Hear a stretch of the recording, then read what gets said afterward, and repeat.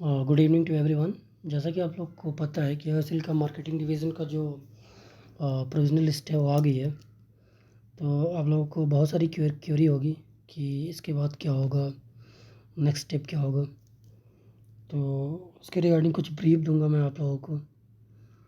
और सबसे पहले तो आपको कुछ मेल आएगा आईएसएल की तरफ से।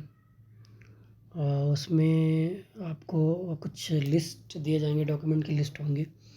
उनमें एक मेडिकल फॉर्मेट होगा मेडिकल के लिए, एक डिक्लेरेशन फॉर्म होगा SC ST और EWS OBC के लिए जो भी फॉर्मेट होते हैं वो दिया जाएगा। प्री एम्प्लॉयमेंट मेडिकल के लिए होगा और एक अटेस्टेशन फॉर्म होता है तो वो होगा। और कुछ मैरिज डिक्लेरेशन होता है, ऐसे अंडरटेकिंग होता है, ये सब उसमें होता है। एक एक्सेप्टेंस लेटर होता है। तो इतनी सारी चीज़ें आपको दी जाएंगी। और मेडिकल के लिए इसमें सबसे ज़्यादा जो इम्पोर्टेंट है वो मेडिकल है। तो मेडिकल के लिए आपको दो ऑप्शन है, या तो आप किसी रिफाइनरी का जो हॉस्पिटल है वहाँ पे चले जाइए, और या तो IOCL के जो नॉमिनेटेड हॉस्पिटल होते हैं आपको वहाँ पे जाना पड़ेगा। और ये सारे डॉक्यूमेंट जो हैं इनको प्रॉपर फिल करके साइन करके आपको देना होता है।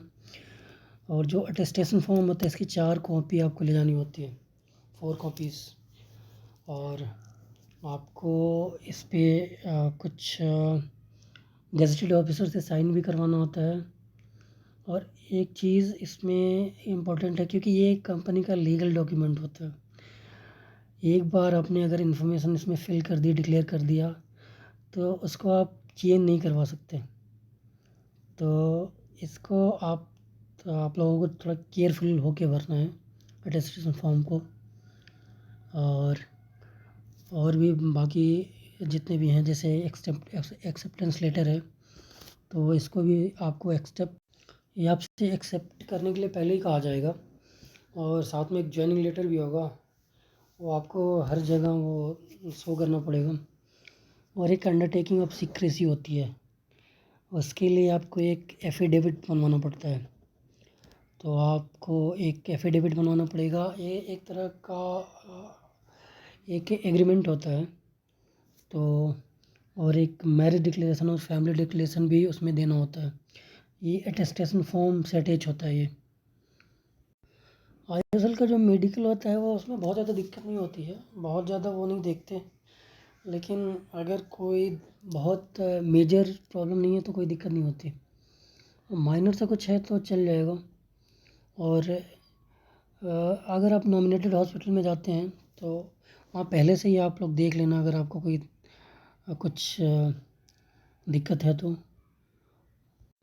ओनली विजुअल और हेयरिंग में कोई प्रॉब्लम नहीं होनी चाहिए, तो फिर चल जाता है। और कोई फिज़िकल डिसेबिलिटी तो वैसे तो होती नहीं है। और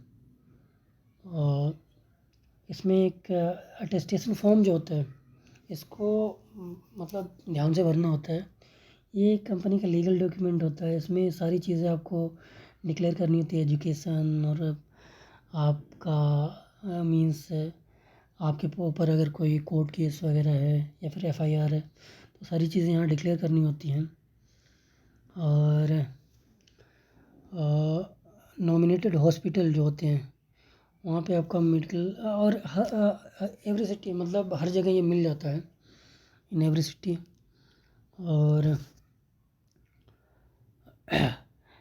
ये प्राइवेट हॉस्पिटल में भी हो सकता है, लेकिन बेहतर होगा कि ये आप नॉमिनेटेड हॉस्पिटल से करवाइए, क्योंकि बाद में रीइंबर्समेंट के लिए फिर वहाँ पे दिक्कत आती है। फिर वो टैक्स वगैरह फिर वहाँ पे कट जाता है कुछ, मतलब फुल अमाउंट वो रीइंबर्स नहीं करते।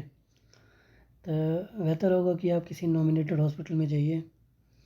बाकी कुछ अगर आपको और भी जानना है तो आप कमेंट बॉक्स में कमेंट डाल सकते हैं, फिर मैं फर्दर आपको बताऊंगा कि और भी क्या होता है। और एक चीज़ और ध्यान रखिएगा, ये प्रोविज़नल लिस्ट है आपकी, ये फाइनल लिस्ट नहीं है आपकी। तो प्रोविज़नल इसलिए इसको बोला जा वो मतलब बोलते हैं क्योंकि अभी आपका मेडिकल जब क्लियर हो जाएगा और सारी चीज़ें आपकी क्लियर हो जाएंगी, और वहाँ पे आपसे वर्बली वेरीफाई भी करेंगे, तब जाके आप कंफर्म लिस्ट में आते हो। तो अभी आपका प्रोविज़नल लिस्ट है, तो इस बात का ध्यान रखिएगा, आपके मेडिकल में कोई इशू हो सकता है। तो और वर्बली काफ़ी चीज़ें वेरीफाई भी करते हैं उस टाइम पे, जब आप ये सारी चीज़ सारे डॉक्यूमेंट सबमिट करेंगे तो ये आपका प्रोविज़नल लिस्ट है। और ज़्यादा कुछ दिक्कत होती नहीं है, लेकिन हो भी सकता है, तो इस चीज़ का भी ध्यान रखें तो अच्छा है। और फर्दर आपको कुछ और भी जानना है तो कमेंट बॉक्स में कमेंट कर सकते हैं, फिर मैं ट्राई करूँगा और भी कुछ बताने का। So thank you.